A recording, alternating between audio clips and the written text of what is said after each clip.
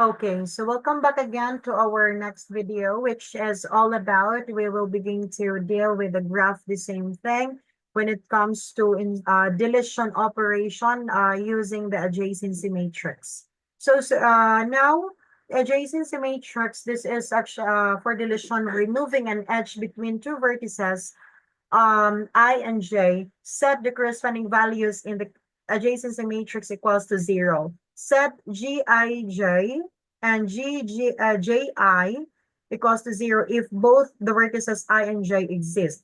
So that is to say, class, if in your current adjacency, if that vertex, for example, A to B is adjacent, so that is equals to 1. So if they are existing, so therefore, if you want to remove that edge, it will become to 0. So that's the goal. So it's vague for now. Let's try to demonstrate that. So let's figure out how to insert that through the here then using the insertion when it comes to the undirected graph first. So let's move on. So for undirected graph, you will do this one. You will first get the adjacent for matrix for this graph. Suppose that we do have this adjacent matrix, and if you don't know how to get that one, that was in the previous video as well.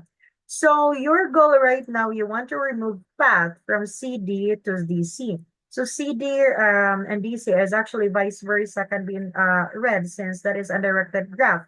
So here then, what is your goal is just to remove that certain data, or I mean edge, the CD and DC or that path. So in your matrix right now, you will just update that one. So this is CD. So you will just put this into 0. Since that is 1 right now, and if you will remove that, it will not be adjacent anymore. So in your DC as well, DC is also equals to 1. So that means to say you will also put that into 0. So that's how you will do that.